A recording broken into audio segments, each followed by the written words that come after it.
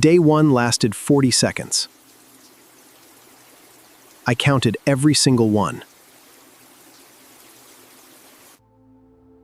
But the cold shower wasn't the most powerful tool in my protocol. Something else was, and it cost nothing. One of the most powerful testosterone support tools I found costs nothing, requires no equipment, takes 10 minutes, and I wasn't doing it. This is Raw and Rebuilt, a self-experimentation series. One variable at a time, real blood work, no agenda. Day 7. Today, the sun. This video is about vitamin D, but not the supplement version. I'm talking about the original source and what the science says it actually does to your testosterone. First thing I learned, vitamin D is technically not a vitamin. It's a steroid hormone precursor. The body synthesizes it from sunlight, then converts it into an active hormone. UVB rays hit your skin. They convert a cholesterol compound into pre-vitamin D3. Your liver and kidneys process it into the active 1,25-dihydroxyvitamin D. Vitamin D receptors are found in almost every tissue in the human body, including your muscles, your brain, your immune cells, and critically, your testes. When I started mapping where vitamin D receptors live in the male body, I found something significant. The cells responsible for making testosterone have them. Leydig cells are the testosterone-producing cells in your testes. They have vitamin D receptors. Binds to those receptors, it activates enzymes directly involved in testosterone synthesis. Specifically, it upregulates a protein called STAR, steroidogenic acute regulatory protein. This protein transports cholesterol. That's where testosterone synthesis begins. Vitamin D also regulates calcium homeostasis, and intracellular calcium is a critical in Leydig cells. Without adequate vitamin D, this whole signaling chain weakens. There's more. Studies found that vitamin D-deficient men respond less efficiently to luteinizing hormone that tells your testes to produce testosterone. Deficiency blunts the signal. Vitamin D also appears to influence sex hormone-binding globulin, SHBG. This protein binds testosterone in your blood and makes it unavailable. What matters isn't just total testosterone. It's how much is free. Vitamin D plays a role in that balance. One more thing the research flagged.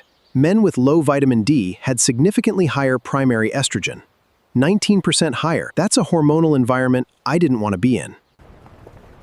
Now here's where this gets alarming. Vitamin D deficiency is not a fringe, it is widespread, particularly in urban, indoor populations. People like me. This was my default. I woke up indoors. I commuted in a car. I worked in an office. I came home after sunset. My skin was going days without meaningful UVB contact. Nearly 40% of adults are vitamin D deficient. Indoors, sunscreen, higher latitudes. I checked every one of those boxes. UVB, the wavelength that triggers, only exists at meaningful levels between 10 a.m. and 2 p.m. Outside that window, hours of sunlight produce almost none.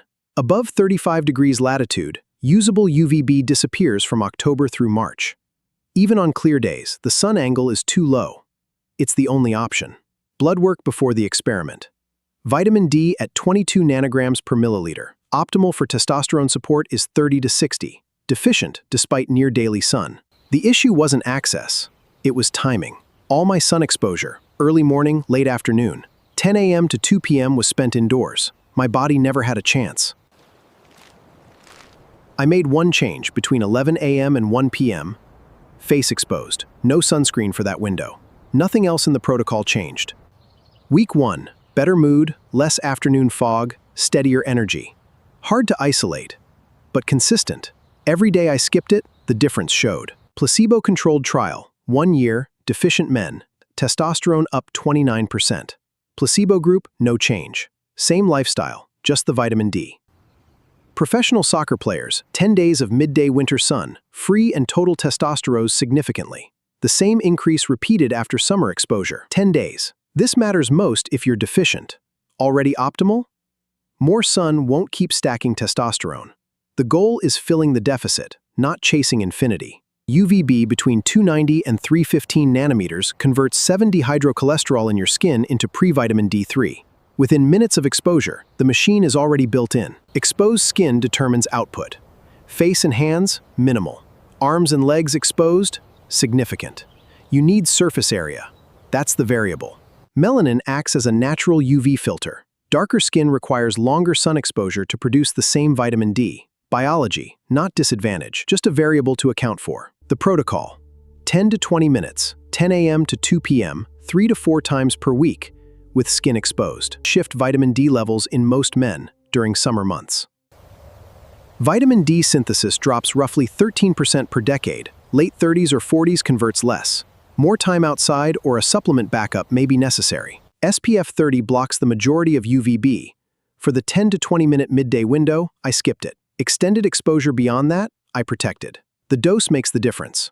Remote workers. Sitting by a sunny window doesn't count. Glass filters UVB entirely. You need outdoor exposure with direct sky access. A window seat is not the same thing. Honest answer? They both work. Studies found similar outcomes for raising vitamin D levels. But sun exposure has benefits a pill doesn't replicate. Sunlight regulates circadian rhythm, boosts serotonin, reduces cortisol, including direct effects on the pituitary via UV exposure on skin. UVB activates tenocytes, skin cells, that signal the pituitary. LH tells your testes to produce testosterone. The sun works through multiple channels. Supplement if you're above 35 degrees latitude, it's winter, you work indoors, or Bloodwork shows you below 30 nanograms per milliliter. Don't guess, get tested. Evidence-based dose for deficient men: 2,000 to 5,000 of D3 daily. Taken with fat, it's fat-soluble. Retest at 8 to 12 weeks. Adjust accordingly. Stack it intelligently. Magnesium is required for vitamin D activation. Zinc supports testosterone synthesis. These aren't upsells. They're cofactors the research actually identifies. The only way to know? A 25-hydroxy-vitamin D test. Cheap, widely available, optimal range for testosterone support, 40 to 60 nanograms per milliliter. Fatigue, low mood, reduced libido, poor recovery, brain fog. Deficient men are 2.5 times more likely to have low testosterone. These two problems feed each other. 2 weeks in Lout, vitamin D moved from 22 day sun only, no supplementation. Total testosterone showed a measurable increase. Full numbers on day 30. The change was small. Lunch moved outside. Calls taken while walking in the sun. 15 minutes that used to go towards scrolling now went towards something that actually moves the needle. Before spending money on optimization stacks, had I fixed the basics? Sleep, sun, enough fat in the diet? These are the foundation. Everything else builds on them. Experiment runs to day 30. Final blood work: vitamin D, total testosterone, free testosterone, SHBG, estradiol. Real numbers, no cherry picking. Early morning outdoor time is great for circadian rhythm. Produces almost no vitamin D. Noon gym sessions, outside the window but inside the building. Both valuable. Neither covered this. Step 1. Get your vitamin D tested. Not estimated, tested. Step 2. 15 minutes of midday sun, arms and face, 3 times this week. That's all it takes to start. Recap. Vitamin D receptors sit in the Leydig cells that make testosterone. Deficient men who correct levels see increases, sometimes as high as 29%. The real thing is free.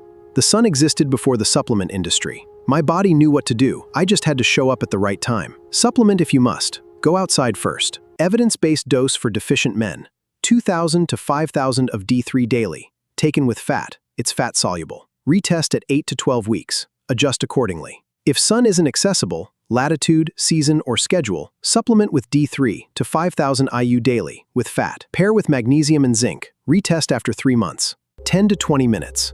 10 a.m. to 2 p.m. 3 to 4 times a week. Arms and face. No glass, no equipment, no cost.